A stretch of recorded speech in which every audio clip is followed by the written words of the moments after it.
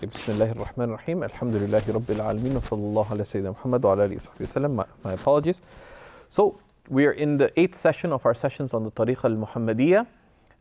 We've reached the blameworthy traits of the heart after looking at what is the heart, what are its qualities, which are what's called the akhlaq, the character, and how good character is acquired, how bad character is removed. We saw the words of Imam al-Qazwini on what is good character. We began looking at the first of the blameworthy traits of the heart, and that's the most dangerous and destructive, because if you have that quality, you're not a believer, which is disbelief, kufr. So we've seen what is disbelief, that kufr, we could translate actually with Imam al-Birgivi's definition as non-belief. Kufr is non-belief. Right? عدم الإيمان عمن شأنه أن يكون مؤمنا. Right? It's frequently used for disbelief, which is not believing, which is more active. And then there's also used for non-belief, disbelief, or active rejection of belief. And then there's enmity and opposition.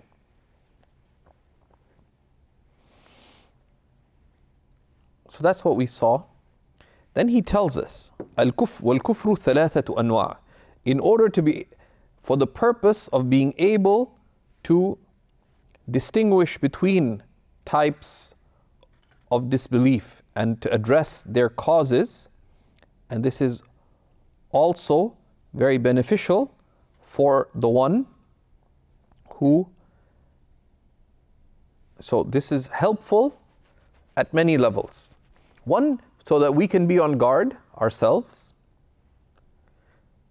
Why is it useful to know the category of disbelief? One, so that we can be on guard ourselves. Number two, it is beneficial for oneself as well, because through the gateways of disbelief, other sins come in as well. Amongst them are, where does one get harm to one's faith? Right? Where does one have lack of faith, or where does faith erode from? Lack of faith and erosion of faith occur through the causes of disbelief.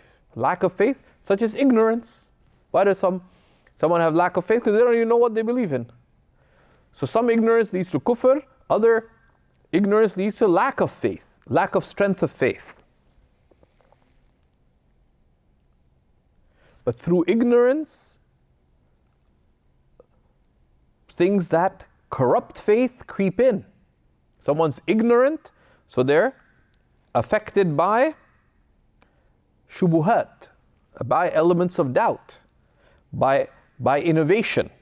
They're affected by by deviant sects. They're affected, for example, in our times by modernists, or by some sect or the other coming, making their claims and arguments, and one is shaken by that.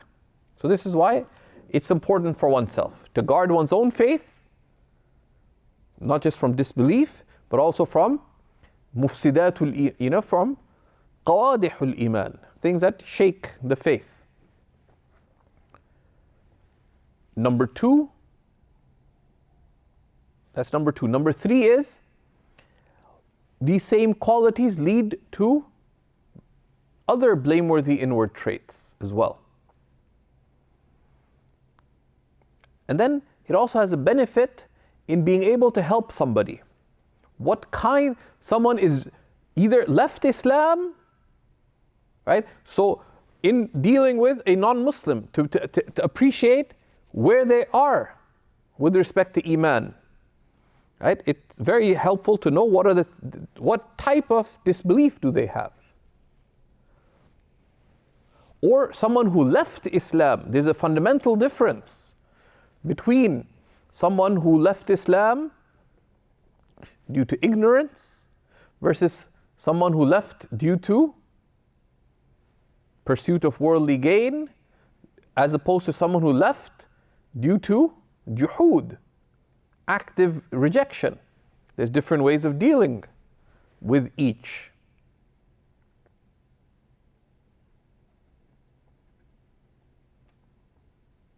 So this is very beneficial, bi'idhnillahi ta'ala. So Imam al-Birgivi rahimahullah ta'ala tells us, وَالْكُفْرُ ثَلَاثَةُ أَنْوَاعٍ. Disbelief is of three types. What are they? جهلي وسببه عدم الإصغاء والالتفات والتأمل في الآيات والدلائل ككفر العوام كالكفر العوام. Right? So the first cause of disbelief is ignorance.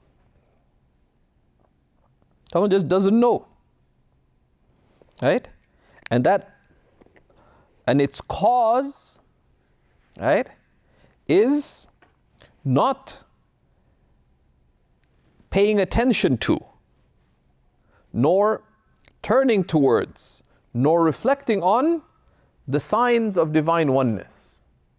Both the existential signs of divine oneness and the ayat of the Quran, the revealed signs, right?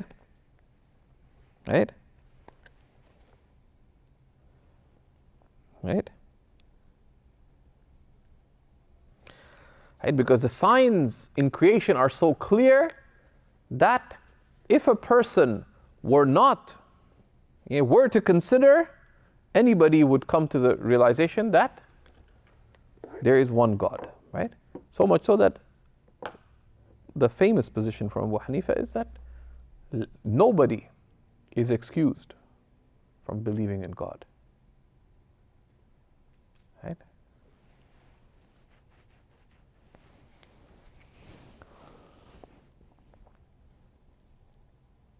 And not considering the rational proofs for the existence of God. That's ignorance, jahl. And then he says, وَالْجَهْلُ هُوَ الثَّانِي مِنْ آفَاتِ الْقَلْبِ. And ignorance itself is the second of the blameworthy traits of the heart. Right? So ignorance alone, so disbelief has three causes. What are they in summary, Omar? Right? Right? There's ignorance, rejection, and refusal. And we'll see what's the difference between juhud, rejection, and inad, sort of some stubborn refusal to accept. Right? So,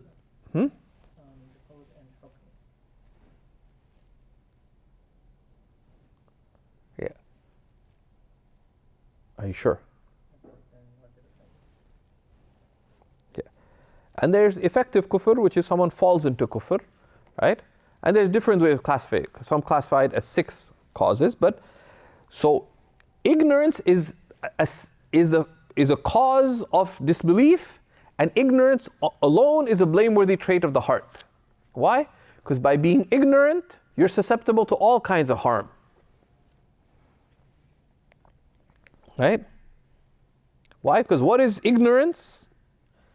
وهو الثاني من آفات القلب وهو عدم العلم عمن من شأنه أن يكون عالما. It is not knowing with respect to one who has the capacity to know. Right?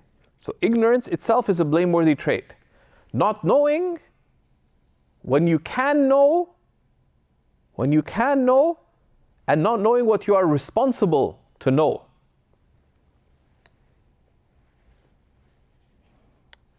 وَهُوَ نَوْعَانِ. Right? And ignorance is of 2 types. Right? So ignorance is non-knowledge, is not knowing what you have the capacity to know and what you are responsible to know. Right? So the sinful ignorance is not knowing what you're responsible to know. There's religious knowledge that is obligatory for you to be able to be in a state of obedience to Allah with respect to your belief, your conduct, and your state or your character. And there's worldly obligations that you need to know enough to be able to earn a living in a permissible manner, to be able to fulfill the rights of others, etc. Right? Have enough knowledge to be able to stick to the halal and the haram. Some say there's 6 areas of knowledge that are obligatory, right?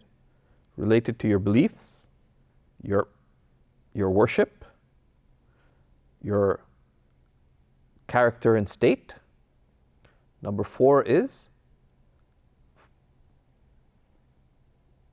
your material responsibilities, so you can earn and spend in a halal manner, to fulfill your social responsibilities, to fulfill the rights you owe other people.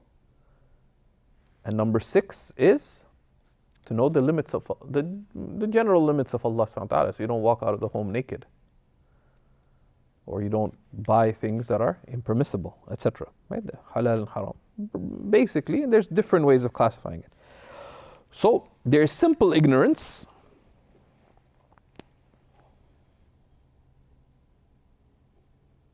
وَأَصْحَابُهُ كَالْأَنْعَامِ. There's simple ignorance, which is not knowing, right? And its people are like cattle. لِفَقْدِهِمْ مَا يَمْتَازُ بِهِ الْإِنسَانِ عَنْهَا, because they lack what distinguishes a human being from animals. Now, we don't say that to put anyone down, but out of concern. Right? إِنْهُمْ كَالْأَنْعَامِ بَلْ هُمْ أَضَلُّ. Right? Because what distinguishes the human being is the intellect, the capacity to know, and knowing that which fulfills their responsibility. They're adal, they're more misguided than the cattle, because the cattle are using the faculties that Allah has given them to fulfill their existential purpose. But Allah has given us the moral intellect, right? The human intellect, right? Which gives us moral responsibility.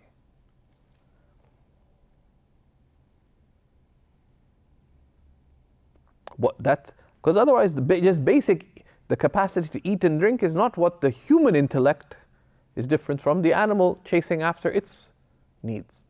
Right? So you can call it the moral intellect in that sense, or the spiritual intellect, right? Or the human intellect, which is the basis. مبدأ التشريف والتكليف is the basis of honor and responsibility.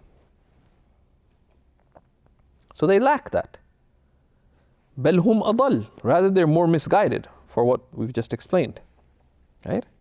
لتوجهها نحو كمالاتها, because animals direct themselves towards what is perfection for them. The cattle will graze. The predatory animal will hunt, right? The frog will be froggish. But you're human. You have a purpose, but you've been granted an intellect, right? So ignorance is a major problem in that sense. That's why we have grave concern for people, but not to look down on them, but out of care for them, right? And we assist them in rising up. فما وجب علمه مما سبق حرم جهله. So that which is obligatory to know, which we've discussed, and we mentioned these 6 areas, it's prohibited to be ignorant of. وما لا فلا, and that which is not obligatory to know is not sinful to be ignorant of, right? So there's knowledge that is obligatory, that which enables you to fulfill what is obligatory to believe, to worship, to do the obligations of worship, to do your obligations with respect to your state with Allah and your character, your obligations with respect to your material rights and responsibilities, your social rights and responsibilities, and the halal and the haram. And then there's ignorance that is disadvantageous, which is that which forfeits for acting on the sunnah, the recommended, and the proper manners and the virtues, etc. وعلاجه بعد معرفة غوائله وفوائد العلم ما سبق في فضل العلم التعلم. Right? And its solution, its cure, right? Its علاج, its treatment. And what is the treatment of ignorance? Right? Is of simple ignorance is it's first to know the harms of ignorance and the benefits of knowledge, of that which we've looked at when we've looked at the virtues of knowledge. And those of you who are following this from here, if you go at Seekers, we have many things on the virtues of knowledge. Alhamdulillah. And that's very important. If you have Riyadus Salihin, the chapter on the merits of knowledge, and then there's the harm of ignorance, right? And there's is learning. But now,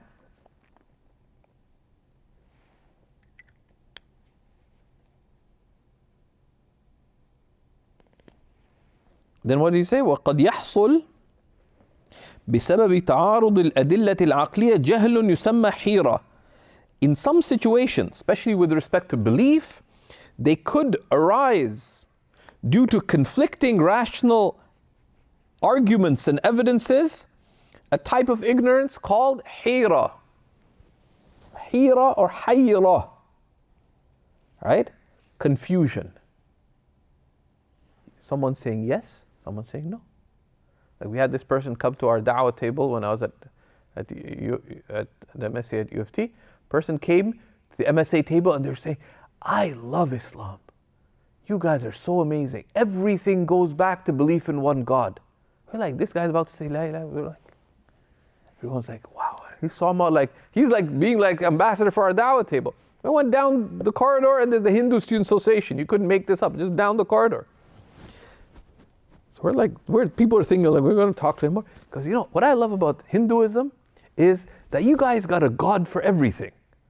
There's a God for the sun, God for the moon, God for everything. And you got that elephant God.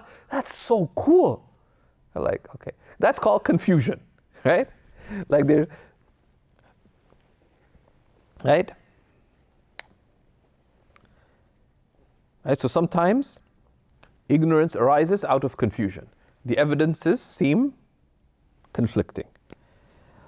وَشَكًّا وَتَرَدُّدًا, and the ignorance could be called doubt or hesitation. وَتَوَقُّفًا, or when you stop, right? You're at a standpoint.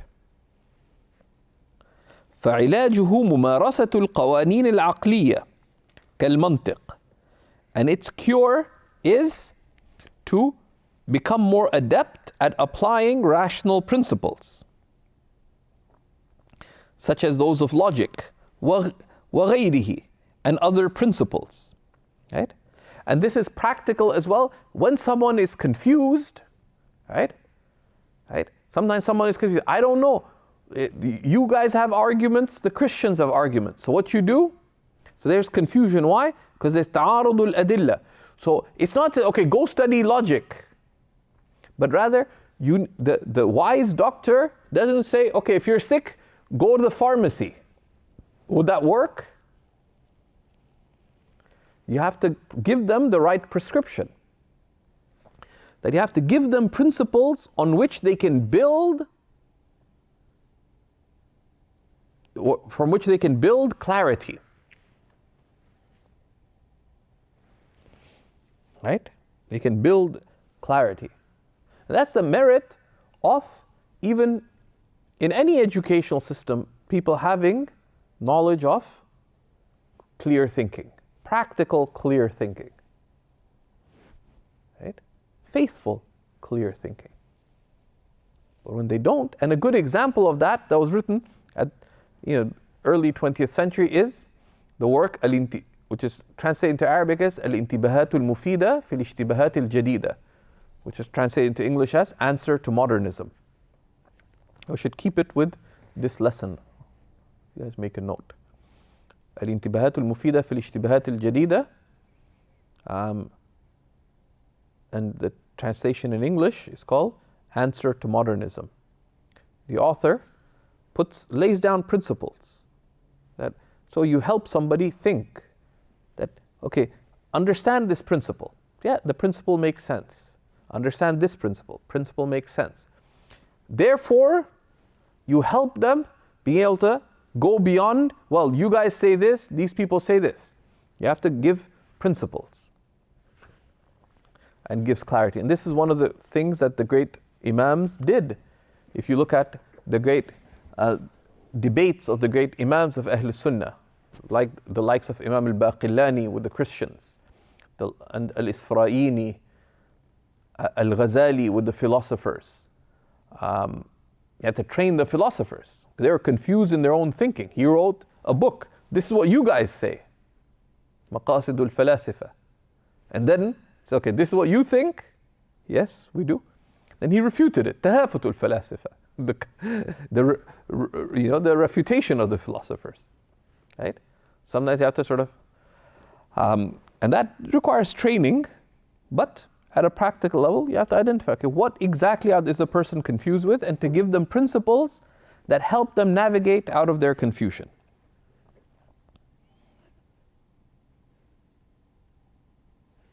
حتى يطلع على شرط أهمله أو اعتبره ولم يكن معتبرا في أحد الدليلين, so that they become aware of a condition that they'd ignored, or something that they had considered and which was not of consideration in sound reasoning. فيزول التعارض, so the confusion is lifted. فالحيرة والتعارض, يعني فالحيرة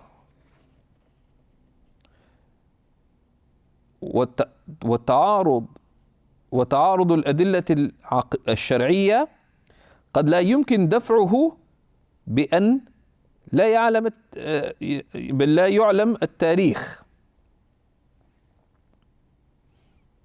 وامتنع الترجيح بالأسباب فيوجب الشك والتوقف. But then he mentions a point that there والحيرة والتعارض الأدلة الشرعية, in some legal matters, so we're just talking about ignorance here in general.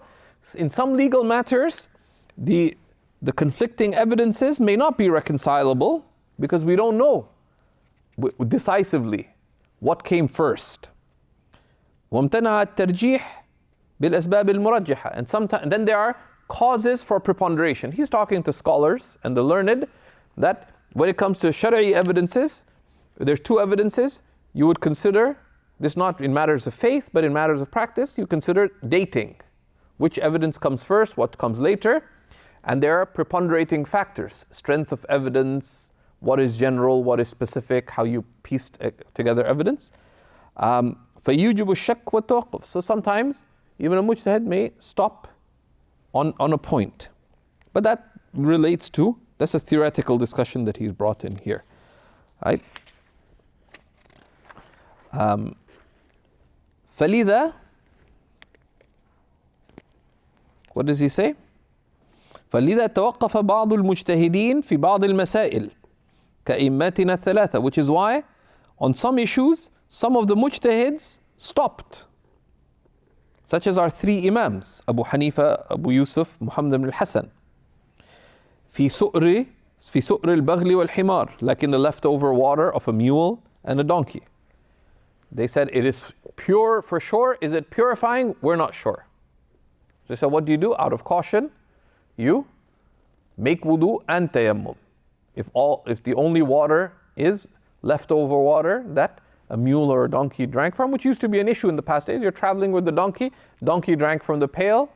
Is it still purifying for your wudu? It's still pure. You could drink from it. But is it purifying? So we're not sure because of conflicting evidence. So they said the caution therefore would be to do both. But this is just addressing a theoretical issue. وأبي حنيفة في أطفال المشركين, or what Abu Hanifa said regarding the children of disbelievers. He just said, I have nothing to say about it. وَوَقْتِ الْخِتَانِ. Abu Hanifa said, I don't know what's the time for circumcision, because there's no clear evidence regarding it. Right? So he just stopped. He said, I don't know. And there isn't a specific age for that. وَدَهْرٍ مُنَكَّرٍ. If someone says, dahr means a lifetime, or the age, or some time. So someone said, I will provide for you for a lifetime. What does that mean? He said, I don't know. And this is a famous issue. There's some discussion regarding. Okay, so the summary is, one type of ignorance is simple ignorance. Simple ignorance normally requires knowledge. Require knowledge, ignorance goes, problem solved. Sometimes it's simple ignorance, but accompanied by confusion. There, we have to seek the means of clarity. How? The confusion could be intellectual, that one is not able to reason through it. There, at the personal level, if one is confused, the way one deals with the confusion is, number one, one should make the commitment, I accept what is true with Allah, and then, because if you simply don't know, acquire knowledge reliably. If you are confused, then you must remove the confusion before acquiring knowledge. Because if you're confused and you just pour more water on it, you may just be more confused. So you have to make izalat al-shak or al-hira. You have to remove the doubt or the confusion. The way to do that is to go, the Prophet ﷺ said, إِنَّمَا شِفَاءُ الْعَيِّ السُّؤَالِ. The only cure for confusion is to ask. To go to someone and say, I'm confused about this. And a mistake people make in that is that someone's confused. I'm not clear about Islamic beliefs. But it's not that you're not clear. You're confused about why someone has some doubt. They grew up with practicing Christian. I don't understand why we say that God could not be three, or whatever. So that's your doubt. So you have that doubt. You're not clear about that. So some people try to address it, but a doubt or confusion is different from simple ignorance. Cure for ignorance is knowledge. When you're confused, you need to remove the cause of the confusion. So you need to go to the doctor and identify that I have this issue, or at least point them towards the issue. So I took a Seekers course, but it didn't clear my confusion. Yeah, because the knowledge won't remove the confusion, because there's a problem. So there you have to go and identify, I have this problem. Ask about it. Sometimes a general answer would be enough, and you have to ask specifically. I'm confused about this, and you keep asking until that confusion is lifted. إِنَّمَا الشِّفَاءُ الْعَيِّ السُّؤَالِ. The Prophet said the only cure for confusion is to ask. Right? And then if you have a tendency to get confused, then you need to acquire enough principles to remove confusion. And that's why the ulama in every age have looked at what are principles of thinking, principles of reasoning that the people of our age need in order to be able to think through and understand their beliefs, and so that they have an inoculation, so they have a problem-solving toolkit. They're not necessarily trained in logic and this and that and the other, but they have enough first principles, enough of the muqaddimat to be able to reason out the common issues. Then, if something arises beyond that, they seek clarity for. So this is simple ignorance. Question?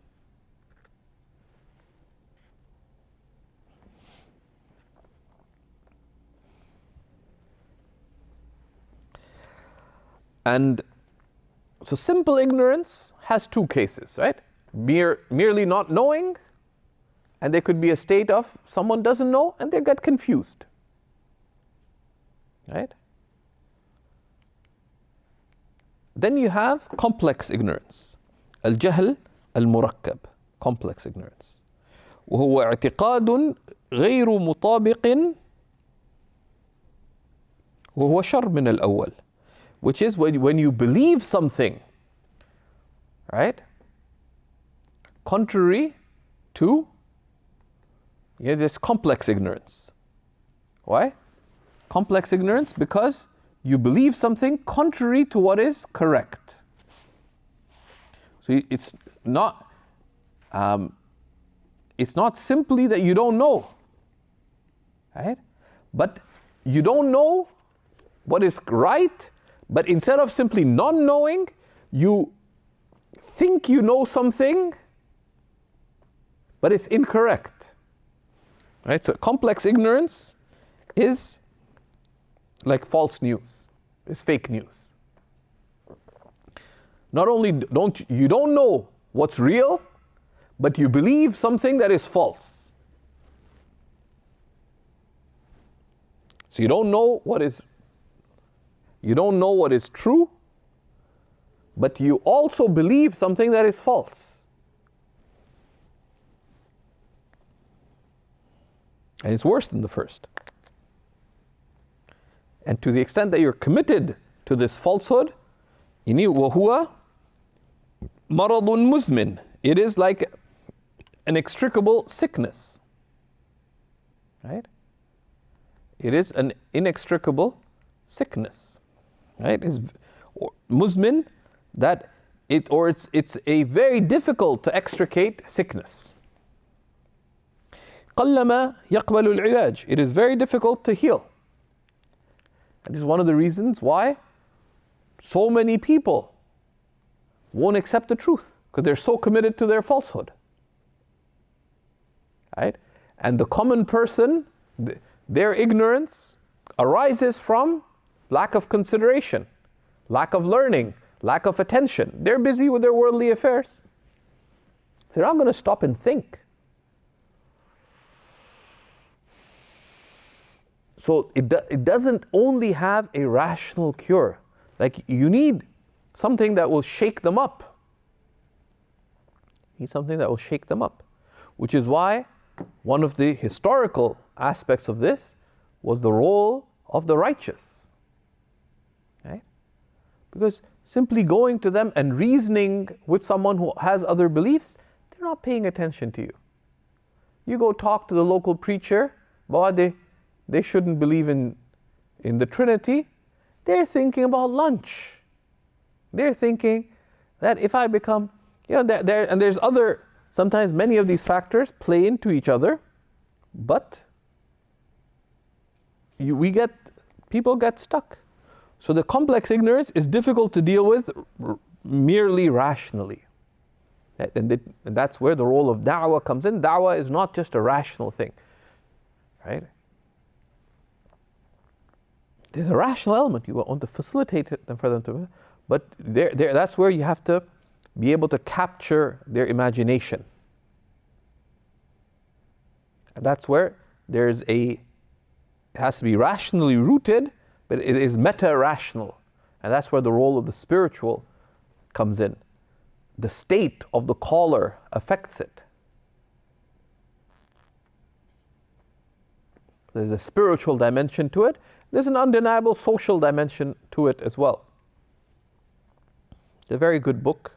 There's many good books on fiqh al-da'wah ila Allah, right? By the great classical imams, like al-da'wah al-tamma by Imam al-Haddad.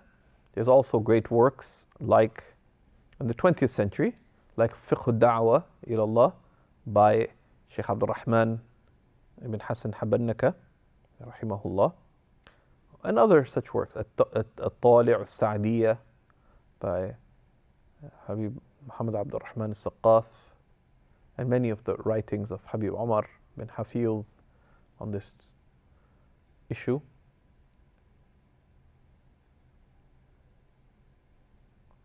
There's a neglected work by one of the great 20th century Azharis, Imam Muhammad Abu Zahra, one of the great scholars of the 20th century without any doubt whatsoever.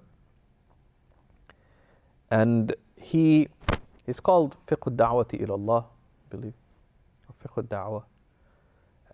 And he goes into the historic, both what is da'wah, but also the historic experience of da'wah. And he talks about the da'wah of the spiritual masters, and why, historically, of all the different calls to Islam, what were some of the factors that made the call of why the people who were most impactful in calling to Allah, calling people from disbelief to belief, right? So there's the ignorant, but the problem with those who have other faiths is that some of them just don't know anything. So calling them is easier because they don't really have anything, or the degree of the complexity of their ignorance is light. They don't really know their own faith much anyways. But then there are those who have that faith commitment. So being aware of that is helpful in addressing.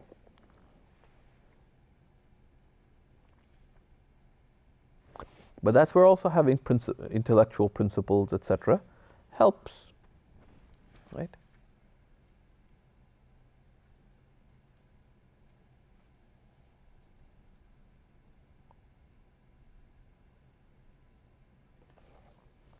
But that would take us outside the scope over here. لأن صاحبه يعتقد أنه علم وكمال لا جهل ومرض. Because someone who has complex ignorance believes that their ignorance is actually knowledge, but it's incorrect. Said, I've studied my religion. The problem is it's incorrect. But because they're committed to it, they believe it's knowledge and perfection, not ignorance, and they don't see that it's a sickness, right? So they don't seek to remove it. فَلَا يَطْلُبُ إِزَالَتَهُ وَعِلَاجَهُ. So they're not seeking to remove it or to treat it. إِلَّا أَنْ يَطَّلِعَ عَلَى فَسَادِهِ بَغْتَةً. Unless they become aware of its incorrectness suddenly. Such as what?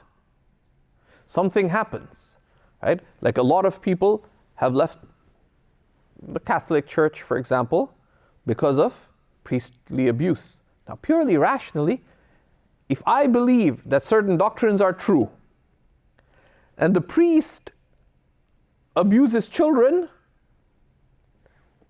rationally means the priest did wrong. Why should that affect what I hold to be true? Rationally, it should not. But at the human level, it frequently does. So when these things happen, right? So you see, and there's many people in the world who are in these situations. Church attendance in South America has plummeted. Places where it's in the 1970s, it was above 70%, 80%, more in rural areas or certain places. Now, in many of these places, it's in the single digits, less than 10% attend church on a Sunday. There's a big gap due to certain things happen, but one has to be aware. But then sometimes other complex ignorance comes in because they embrace secularism, materialism, other isms. But then sometimes the purely rational discourse, one needs to understand the rational discourse. One has to see what can take them out of their ghafla, their heedlessness, and their attachments. But what this enables you to do is to identify what aspect of it is unawareness and what aspect of it is false attachments, which is complex ignorance. بِعِنَايَةِ اللَّهِ تَعَالَى, by the concern of Allah subhanahu wa ta'ala. So this aspect requires some thought. So we looked at two of the causes. We've looked a little bit at kufr and we've looked at ignorance. The same thing can apply to many other things, right? You're once talking to someone who's affected by materialism or other sort of secular, materialist, progressive or other views, they're affected by certain things. So you just talk, you do an Islam pour on them. You just keep saying more, Quran, Sunnah, Islamic tradition, this is, pour more. That's not the cause of their distance from deen. Because their ignorance, their practical ignorance is not non-knowledge. It is, some of it could be confusion. Right? It could be simple ignorance, but of the confusion element, the shak and the hayra, confusion, and they're bewildered. They're confused. Doubts and confusions. So you have to be able to address those. Sometimes it's a complex ignorance because they have a set of beliefs that, while they hold on to those beliefs, they won't listen to what you are conveying. So then you have to look at how you can address those.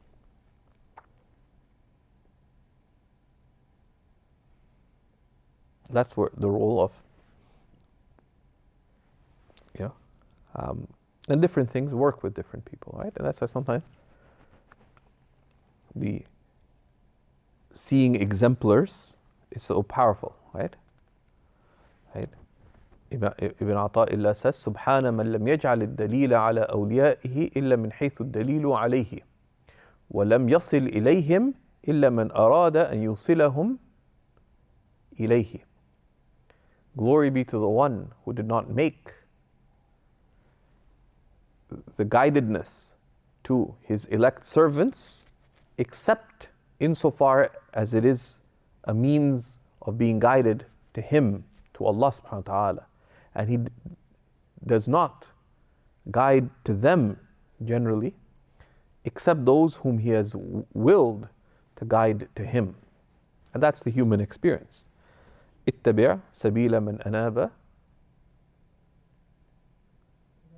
إليه.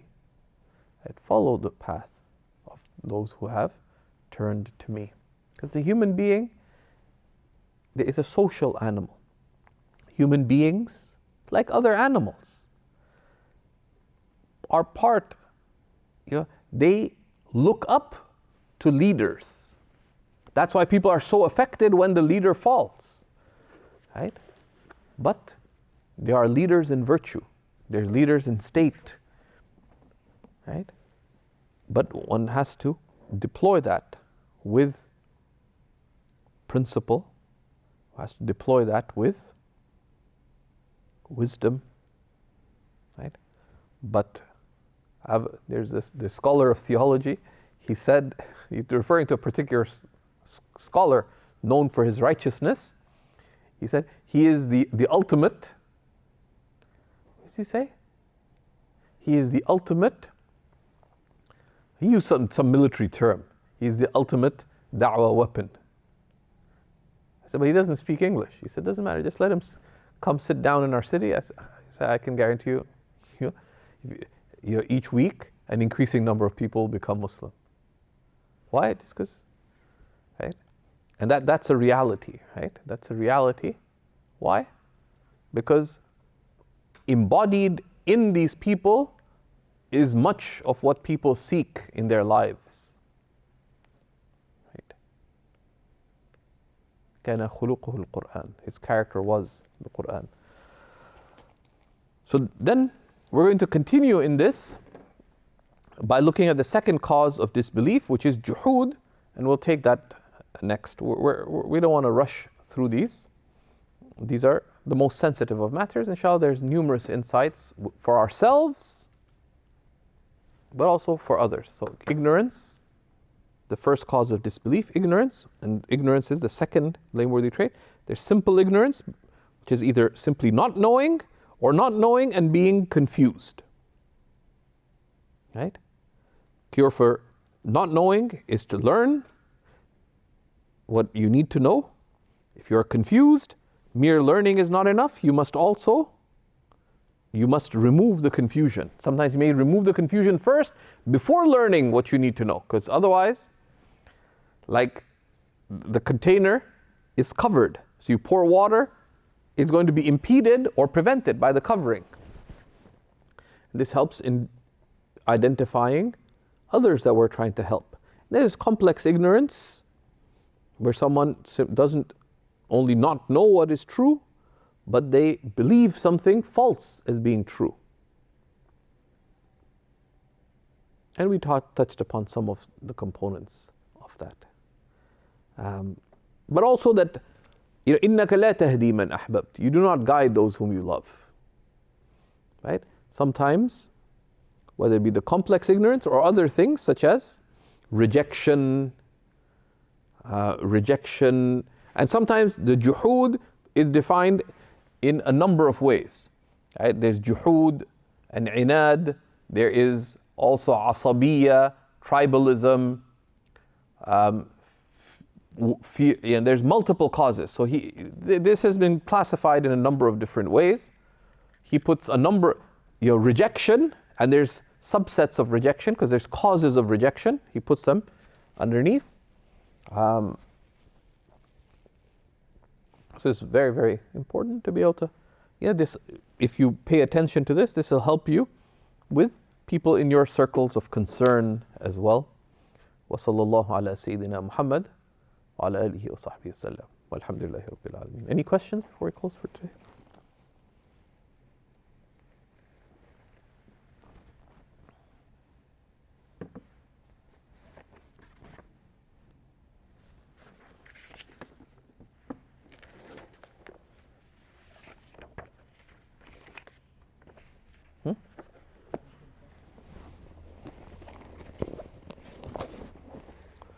الحمد لله.